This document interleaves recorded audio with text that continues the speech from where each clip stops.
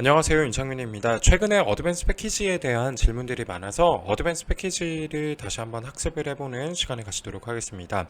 그 중에서 TSP, WLP, PLP 그리고 하이브리드 본딩까지 함께 살펴볼 수 있는 시간이 되도록 하겠습니다.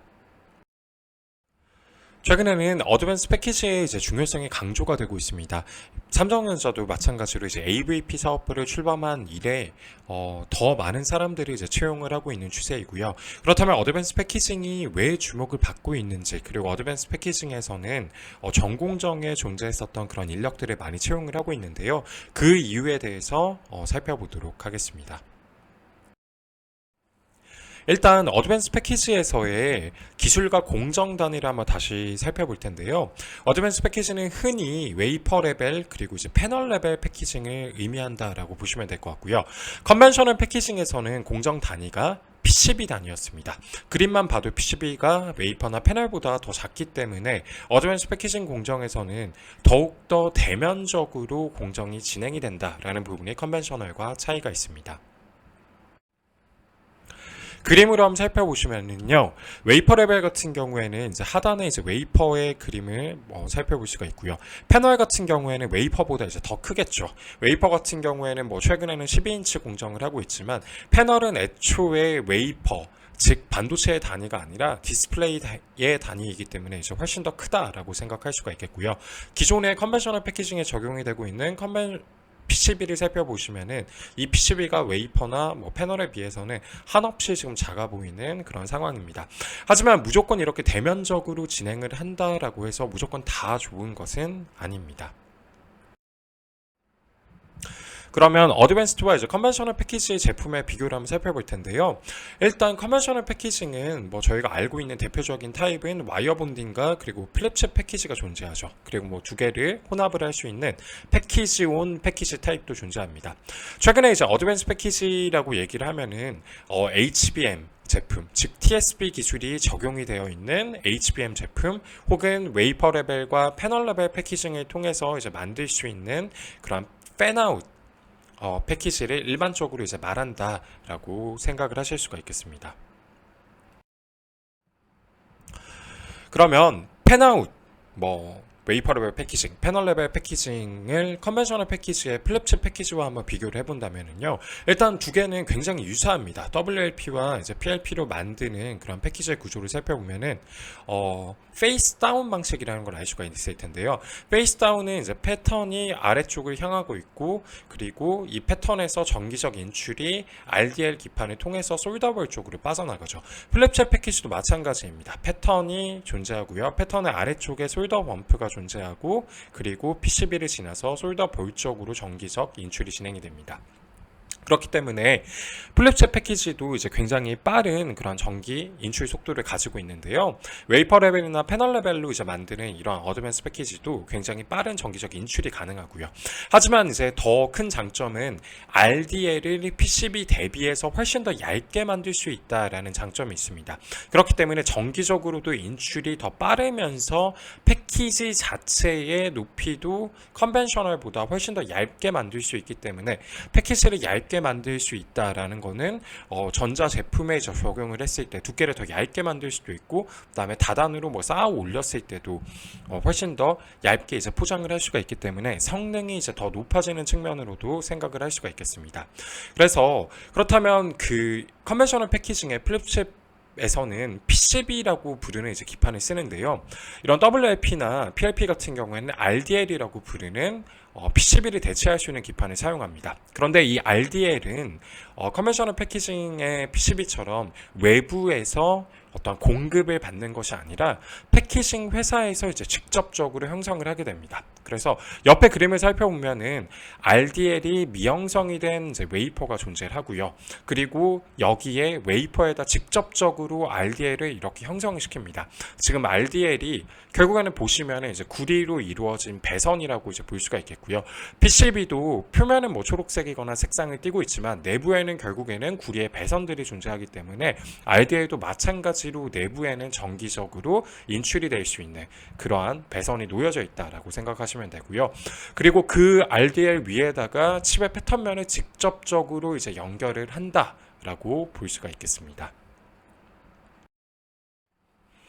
그래서 직접적으로 뭐 WLP나 PLP에 적용이 되고 있는 이러한 패키지의 RDL 부분에 이제 크로스 섹션을 해서 살펴보면은 내부에 이렇게 구리 배선들이 놓여져 있는 걸 확인할 수가 있습니다.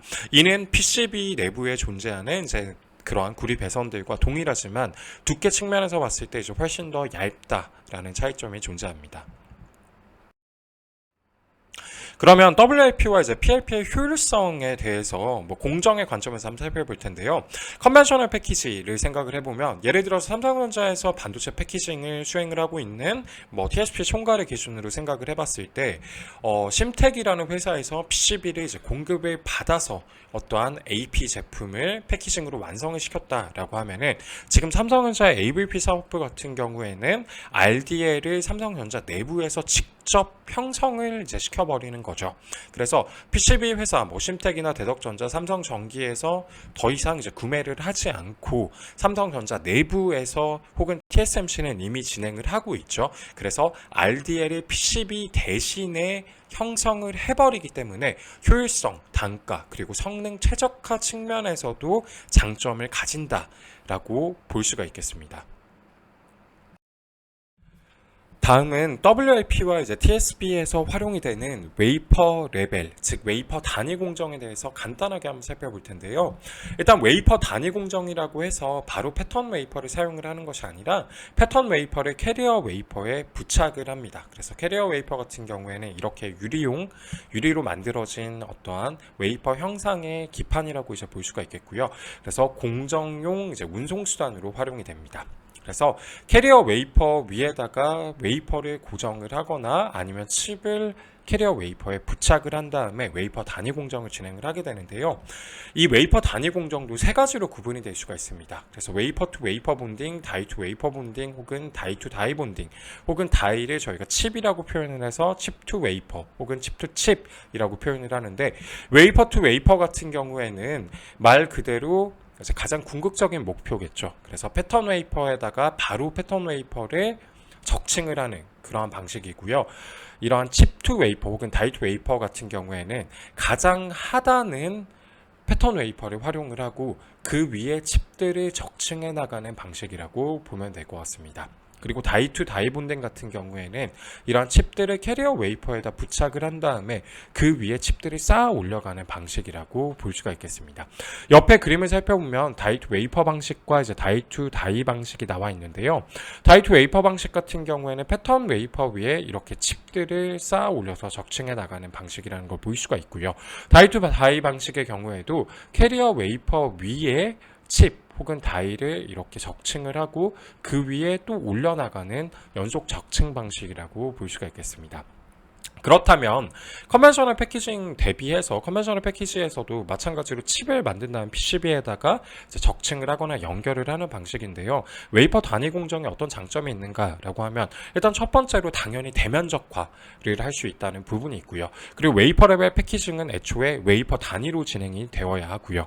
그리고 TSB를 이제 적층을 하는 방식인 thermal compression 방식을 생각을 해보았을 때도 뭐 칩 방식으로 위로 쌓아 올리는 게 더 유리한 부분이 있기 때문에 웨이퍼 단위 공정이 진행이 된다라고 볼 수가 있겠습니다. 다음은 패널 레벨 패키징에 대해서 단위를 간단하게 한번 살펴볼 텐데요. 이런 TSB, WLP와는 다르게 패널 레벨 패키징은 패널에 반도체 칩들을 탑재하고 공정을 진행을 합니다. 앞에서 살펴봤었던 웨이퍼 레벨 패키징과 사실 마찬가지로 이 패널이라고 부르는 것이 캐리어 웨이퍼를 이제 대체를 하는 그러한 단위를 제공을 해주는 뭐 운송용 혹은 공정용 어떤 기판이라고 생각을 할 수가 있겠고요. 패널의 크기가 크기 때문에 많은 양의 반도체 칩들의 공정을 혹은 패키징을 진행을 할 수 있지만 면적이 넓어질수록 복잡한 구조의 비메모리 반도체 패키징은 어렵습니다. 그 이유는 RDL을 대면적으로 형성을 해야 되는데 복잡한 AP에 대응할 수 있는 RDL을 만드는 게 어렵습니다. 왜냐하면 대면적이 대면될수록 워핏이라든지 휘어짐이 발생할 수 있는 그러한 확률이 높아지기 때문입니다. 뭐 국내에서는 삼성전자와 이제 네페스가 진행을 하고 있다라고 보시면 되고요. 패널 레벨 패키징은 사실 하는 곳들이 점차 늘어나고 있는 추세이지만 웨이퍼 레벨 패키징 대비해서는 패널 레벨 패키징이 가지고 있는 장점이 사실은 그렇게 크진 않습니다. 왜냐하면 애초에 패널 레벨 패키징은 패널이라는 단위 자체가 반도체를 위해서 만들어진 단위가 아니라 디스플레이를 위해서 만들어진 단위였기 때문에 설비라든지 어떠한 소재라든지 뭐 공정 기술이라든지 이런 것들이 패널 레벨 패키징에 최적화가 되기가 좀 어려운 부분이 있습니다. 그래서 환경적으로 봤을 때 웨이퍼 레벨 패키징이 훨씬 더 유리한 상황이다라고 생각을 할 수가 있겠습니다.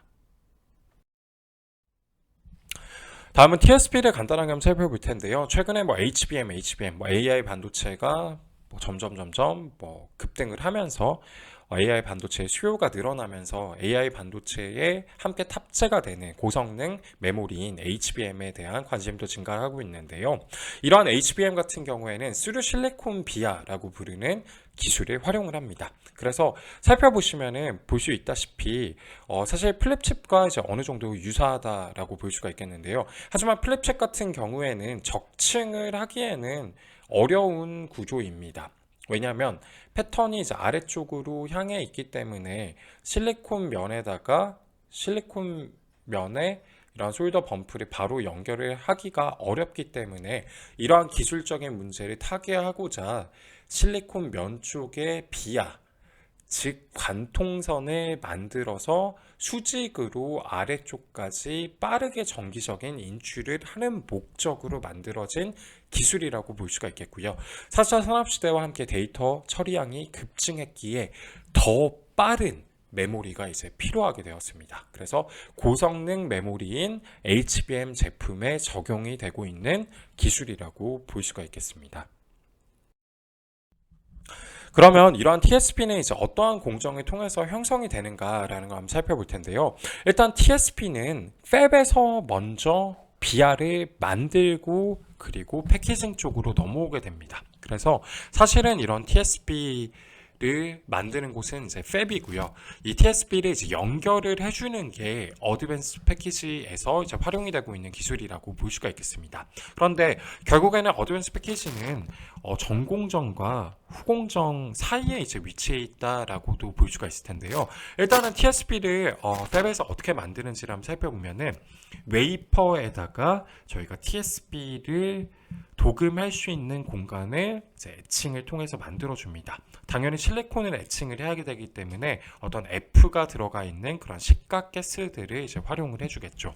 그런데 TSP를 저희가 만드는데 이 비아에다가 TSP를 먼저 채우느냐 아니면은 FEOL을 만들고 나서 비아를 채우느냐 아니면은 비아를 가장 마지막에 채우느냐에 따라서 비아 퍼스트, 비아 미들, 비아 라스트라고 부르는 공정으로 구분이 될 수가 있습니다. 그래서 지금 여기에는 이제 TSP를 저희가 CUF를 이제 한다라고 적혀 있는데요. 일단 이 TSP를 채우기 전에 FEOL을 먼저 만들어주고 TSP를 넣게 되면은 비아 미들이 되고요. 이 실리콘을 애칭을 하고 TSP를 먼저 채우면 비아 퍼스트가 된다라고 보시면 될 것 같습니다. 그래서 아무튼 이 TSP CUP를 하기 위해서는 당연히 도금을 진행을 해야 되기 때문에 이 애칭이 된 곳에다가 얇게 방막을 깔아주고 난 다음에 도금을 진행을 하고요. 그리고 이렇게 구리가 필링이 되어 있기 때문에 관통선을 밖으로 노출시키기 위해서 CMP를 진행을 해서 구리 관통선을 밖으로 빼내주게 됩니다. 그리고 그 위에다가 BEOL을 통해서 마지막 마무리를 해주죠. 그래서 BEOL을 진행을 하게 되면 이런 알루미늄 패드가 외부로 노출이 되게 되고요. 그리고 노출이 된 알루미늄 패드에다가 저희가 다시 한번 프론트 범프를 만들어 줌으로써 다단으로 적층할 수 있는 구조로 만들어준다라고 생각을 할 수 있습니다. 다음은 비아 미들 타입을 한번 살펴볼 텐데요. 앞에서 저희가 살펴봤을 때는 TSP를 형성을 하기 위해서 애칭을 진행하는 그러한 부분들을 이제 보여줬었는데 비아 미들 타입 같은 경우에는 이렇게 트랜지스터를 형성하는 FEOL을 먼저 형성을 해주고요. 그 다음에 패터닝을 진행을 합니다. 그리고 TSP 애칭을 통해서 내부에 비아가 들어갈 공간을 확보를 하고요. 그리고 TSP 아이솔레이션, 즉 패시베이션 레이어를 이제 깔아주게 되고요. 그리고 시드랑 베리어를 이제 넣어주게 되고 비아 필링, 그리고 CMP, 그리고 마지막에 BEOL을 형성을 해주는데요. 그렇다면 비아 미들 타입을 왜 진행을 하는가? 비아 퍼스트 같은 경우에는 FEOL을 만들기 전에 TSP를 이미 채우게 되는데요. FEOL을 만드는 공정은 굉장히 고온이 필요합니다. 1000도 이상의 온도가 필요하기 때문에 구리를 먼저 채우고 FEOL을 만들게 되면은 사실은 구리는 그 온도까지 견딜 수가 없어요. 그렇기 때문에 비아 미들 타입으로 사실은 TSP 형성 공정이 팹에서 이루어지고 있는 경우가 많다라고 생각을 할 수가 있겠고요. FEOL 전에 비아를 먼저 채워주는 공정인 경우에는 구리 대신에 다른 소재를 활용을 하기도 합니다. 하지만 알다시피 구리 같은 경우에는 전기 전도성에서도 그리고 가격에서도 여러 가지 장점이 있기 때문에 비아 미들 타입이라든지 비아 라스트 타입을 많이 활용을 하고 있다라고 생각을 할 수가 있겠고요. 그래서 이제 다시 보시면은 실리콘을 이제 애칭을 하는 이러한 비아를 채울 수 있는 공간을 만드는데 FEOL을 먼저 만들고 그 다음에 비아를 채워 넣는 방식이다 라고 하면은 비아 미들이 이제 되는 거고요. 그리고 비아를 먼저 만들고 FEOL을 형성을 하게 되면은 비아 퍼스트 방식이 되고요. 그리고 비아를 더 나중에 BOL을 마치고 비아를 채워 넣거나 이런 식으로 진행이 되면은 비아 라스트 방식이라고도 할 수 있겠습니다. 그래서 여러 가지 이제 방식으로 제조가 되는데 비아 미들 같은 경우에는 장점이 FEOL을 먼저 만들기 때문에 구리가 고온에 노출되지 않는다라는 장점이 있기 때문에 많이 활용이 되는 기술이다라고 생각을 할 수 있겠습니다. 그렇다면 산업 구분 측면에서 한번 살펴보면요, 산업 구분은 다들 잘 아시겠지만 팹리스 업체 같은 경우에는 애플, 엔비디아, 퀄컴 등 이렇게 반도체를 설계하는 회사가 있고요. 그 설계를 받아서 직접적으로 웨이퍼를 만드는 이런 팹 업체들이 있고요. 그리고 이제 포스트 팹이라는 것들이 있습니다. 포스트 팹 같은 경우에는 팹과 패키징의 중간 영역에 이제 존재하는데요. 이 중간 영역에서 TSP를 적층을 한다든지 아니면 캐리어 웨이퍼에 붙인 다음에 마무리 작업을 진행을 한다든지 이러한 것들이 포스트팹에서 진행이 되고요. 삼성전자 AVP 사업부도 결국에는 포스트팹 공정을 TSP 기준으로는 하고 있다라고 볼 수 있습니다. 그러면 포스트 팹에서 이제 어떤 공정이 진행이 되는가라는 걸 살펴봤을 때 팹에서 만들어진 BOL까지 다 마무리가 된 웨이퍼가 포스트 팹으로 들어오게 되면은요, 포스트 팹에서는 일단 캐리어 웨이퍼에다가 이 패턴 웨이퍼를 고정을 시켜줍니다. 그리고 나서 저희가 비아를 바깥쪽에, 즉 패턴면의 반대쪽에 비아를 이제 오픈을 시켜줘야 되는데요. 비아를 당연히 오픈을 시켜주기 위해서는 시각가스를 활용을 해주게 되고요. 그리고 난 다음에 비아가 이제 오픈이 되었으면은 절연층을 깔아주고 CMP를 통해서 이렇게 구리가 열려 있는 상태에서 백사이드에도 범프를 만들어 줍니다. 왜냐하면 범프를 만들어야지만 다단으로 적층을 할 수 있기 때문에 이러한 포스트 팹 공정을 통해서 비아를 열어주고 그리고 CMP를 진행하고 백사이드에도 이제 범프를 만들어주고 그리고 마운트 테이프를 부착을 함으로써 이제 백사이드 범프를 보호를 해주는 그런 역할을 하게 됩니다. 그리고 나서 이제 포스트팹 공정이 끝나고 나면은 패키징, 즉 어셈블리죠. 다단으로 적층을 하거나 이제 몰딩을 진행을 하는 공정을 진행한다라고 볼 수가 있겠고요. 포스트팹 같은 경우에는 패키징이라고 보기도 좀 애매하고 팹이라고 보기에도 이제 애매한데요. 패키징은 이제 왜냐면은 이러한 가스를 활용을 하거나 아니면 CMP를 진행을 하거나 아니면 범프를 이제 만들기 위해서 도금을 하거나 이러한 기술은 원래 기존의 패키징에서는 진행이 되지 않던 기술입니다. 그렇기 때문에 패키징으로 넣기도 애매하고 또 팹에서 사용되는 기술들이 활용이 되고 있기 때문에 팹이라고 하기도 애매하기 때문에 팹 다음에 이제 포스트 팹 그리고 포스트 팹이 끝나고 나면 패키징 혹은 이제 어셈블리로 넘어간다라고 생각을 할 수가 있겠습니다. 조금 더 이제 세분화해서 살펴보면은요. 일단 HBM 제품 같은 경우에는 버퍼와 코어, 즉 아래쪽에 이제 존재하는 패턴 웨이퍼에다가 칩들을 이렇게 쌓아 올리는 다이 투 웨이퍼 방식을 이제 사용하는 경우가 많습니다. 그래서 가장 HBM 제품을 저희가 그려봤을 때 가장 아래쪽에 있는 어떠한 웨이퍼를 저희가 로직 혹은 이제 버퍼라고 부르고요. 이 웨이퍼는 기판의 역할도 함께 수행을 합니다. 기판의 역할을 수행을 하면서도 정기적인 신호들을 왔다 갔다 코어들에서 이제 받아서 명령을 하거나 제어를 할 수 있는 그런 역할을 하게 되는데요. 버퍼와 그리고 코어가 이제 각각 어떻게 공정이 진행이 되는지를 좀 살펴보면은요. 버퍼 웨이퍼가 이제 입고가 되고 나면은 캐리어 웨이퍼에다가 부착을 해주고요. 캐리어 웨이퍼에 부착을 할 때 사용을 하는 소재를 저희가 글루라고 부르는데 PDMS라고 부르는 어떤 실리콘 소재의 그러한 접착 소재를 활용을 해주고요. 그리고 앞서서 봤었던 비아 오픈 그리고 이제 범프 포메이션을 해주는 건 똑같습니다. 그리고 마찬가지로 코어도 이제 살펴보면은요, 코어도 입고가 되고 나면 캐리어 웨이퍼에 이제 부착을 해주고 뭐 비아 오픈을 하고 백사이드 범프를 형성을 해주는데 이 코어 같은 경우에는 소잉을 통해서 반으로 잘라줍니다. 반으로 자르거나 뭐 여러 개로 자를 수도 있겠죠. 그래서 어쨌든 개별화된 칩을 만든 다음에 적층을 진행을 하게 되는데요. 다음은 이제 버퍼와 코어를 어떻게 적층을 하는가라는 거 보면은요. 아래쪽에 이제 버퍼는 그대로 있고요. 그리고 코어 같은 경우에는 개별화된 칩들을 이제 NCF 필름을 활용한 다음에 썰멀 컴프레션 본딩을 통해서 꾹꾹 눌러주면서 이제 위로 적층을 해나가게 되고요. 그리고 난 다음에 이제 몰딩을 진행을 해줍니다. 몰딩을 통해서 사이드 쪽이랑 위쪽을 미세하게 이제 보호를 해주고 그리고 뒤쪽을 뭐 갈아내서 이렇게 높이를 또 맞춰주게 되고요. 그리고 난 다음에 캐리어 웨이퍼를 이제 떼어내고 중간에 개별화를 시키게 되면은 저희가 알고 있는 HBM 제품들이 이제 만들어지게 됩니다. 그래서 이 공정 같은 경우에는 이제 NCF를 활용을 하고 그리고 TC 본딩을 진행하는 그런 공정이다라고 생각을 할 수가 있겠습니다.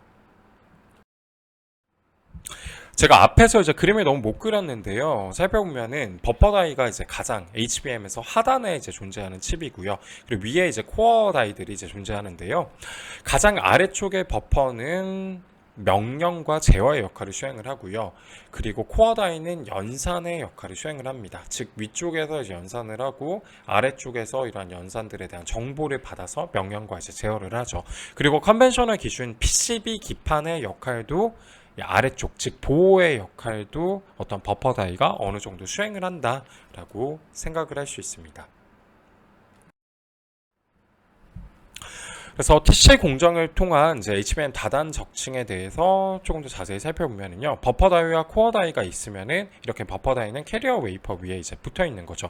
그리고 패턴 웨이퍼가 이렇게 존재하는 상태에서 개별화가 된 코어 다이들을 이제 부착을 해주는데 코어 다이를 적층을 하기 위해서 뭐 코어끼리 적층을 하거나 아니면 코어를 이런 버퍼에 붙일 때 이제 NCF를 미리 도포를 해놓기 때문에 NCF 필름 같은 경우에는 접착성이 있으면서도 범프끼리 또 부착을 해주고 그리고 옆에를 채워주는 그런 언더필의 이제 역할도 함께 수행을 하는 그러한 소재라고 생각을 할 수가 있겠고요. TC 공정 온도는 약 200도씨 전후입니다. 그래서 열을 가하면서 동시에 압력을 넣어주는 방식이기 때문에 열 압착 방식이라고도 부를 수가 있겠고요. 결론적으로 이러한 방식으로 HBM을 다단 적층을 한다라고 볼 수 있습니다. 그래서 뭐 세부적으로 이제 살펴봐도요, 이런 식으로 TSV가 뭐 포함이 되어 있는 웨이퍼에다 NCF를 도포를 한 다음에 NCF가 붙어 있는 상태에서 TC 공정을 통해서 열 압착을 진행을 해서 HBM 다단 적층을 수행을 하고 있다 라는 걸 볼 수가 있습니다. 이 NCF 소재 같은 경우에는 앞에서도 말했지만 플럭스 그리고 레진 그리고 필러 뭐 여러 가지의 이제 역할들을 수행을 할 수가 있기 때문에 접착을 시켜주면서도 이제 물성, 즉 옆에 보호를 해주는 그런 물성도 함께 확보를 할 수 있는 그러한 고기능성의 소재이다라고 볼 수 있습니다. 그리고 이제 HBM이 이제 몰딩이 되는 걸 살펴보면은요, 사이드 몰딩을 진행을 하거나 아니면 위쪽에 얇게 이제 몰딩을 해주게 되는데요. 그 가장 이제 상단부는 뭐 크게 보호를 하지 않는 경우도 있습니다. 왜냐면은 뭐 실리콘 같은 경우에는 결정성을 가지고 있기 때문에 작은 흠집이 존재하면 크랙으로 발전할 확률도 있지만, 이 HBM에서는 굉장히 위쪽을 CMP를 굉장히 세밀하게 하기 때문에 이런 결함들이 존재할 확률들이 적고요. 그리고 이 위쪽을 기준으로 살펴보게 되면은 실리콘 단일 소재로 이루어져 있기 때문에 사실은 튼튼합니다. 그런데 이 두 가지 경우를 모두 다 살펴봐도 사실 옆에는 보호가 되고 있는 상황이거든요. 사이드 몰딩은 이제 무조건 진행한다라고 보면 되는데요. 사이드 몰딩을 진행하는 이유는 이 HBM 제품의 측면을 살펴보게 되면은 칩, 그리고 뭐 NCF 혹은 어떤 필링을 해줄 수 있는 소재, 그리고 칩, 그리고 이런 소재, 이런 식으로 반복적으로 바뀌면서 또 하단에는 또 다른 칩이 존재하는 걸 확인할 수가 있어요.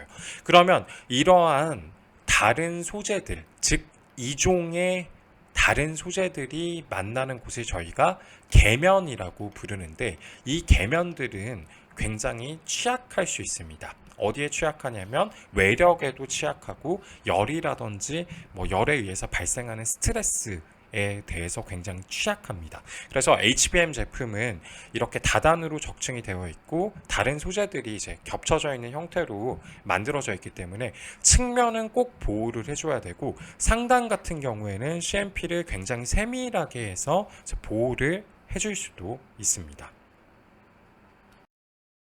다음은 SK 하이닉스에서 진행을 하고 있는 TSP 방식인 어드밴스 MR MUF에 대해서 한번 살펴보도록 하겠습니다. 삼성전자와 이제 마이크론 같은 경우에는 앞서서 저희가 살펴봤었던 NCF 방식으로 TSP를 적층을 하고 있는데요. SK 하이닉스 같은 경우에는 NCF를 쓰는 것이 아니라 플럭스와 이제 비슷한 non conductive paste 혹은 이제 뭐 플럭스 성분 같은 것들을 이제 사용을 한다라고 볼 수가 있고요. 이 MRMUF는 매스 리플로우 몰디드 언더필 방식이라는 것입니다. 그래서 TSP가 이렇게 들어가 있는 칩들을 적층을 하는데, 층별로 처음에 이런 NCF 혹은 플럭스를 도팅 방식으로 올려주고요. 그리고 한 층을 올린 다음에 열을 일부 가해서 가접합을 만듭니다. 이런 식으로 이제 반복을 진행을 하게 되면은 다단으로 이제 HBM이 올라가게 되겠죠.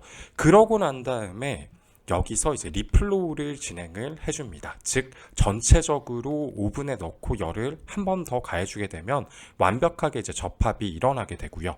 하지만 저희가 NCF 즉 필름 타입을 쓴 것이 아니기 때문에 이렇게 범프 사이에 당연히 공간이 존재하겠죠. 그래서 그러한 공간을 메꿔주기 위해서 에폭시 밀봉제를 집어넣습니다. 그런데 이런 범프의 피치가 굉장히 좁고 그리고 간격도 낮고 좁기 때문에 요 사이로 들어가게 되는 거를 저희가 이제 언더필이라고 부르고, 언더필과 위쪽의 몰드까지 동시에 진행이 되기 때문에 몰디드 언더필 방식이라고 이야기를 합니다. SK 하이닉스 같은 경우에는 이렇게 가접합 공정을 통한 첫 번째 이제 붙이고 한꺼번에 여러 개의 제품들을 매스 리플로우를 진행을 할 수 있기 때문에 생산성이 훨씬 더 증가되는 방식이라고 볼 수가 있고요. 그리고 이제 몰디드 언더필을 뭐 수행을 하기 때문에 필름 타입보다 더 얇게 패키지 제품을 만들 수가 있어요. 그러다 보니까 더 높게 적층을 하는 것도 이제 가능하다라는 관점으로 생각을 할 수가 있겠습니다. 그래서 저희가 첫 번째 파트를 통해서는 뭐 여러 가지 살펴보았고, 마지막에 TSP 기술까지 이제 살펴보았는데요. 두 번째 이제 하이브리드 본딩부터 또 살펴보도록 하겠습니다.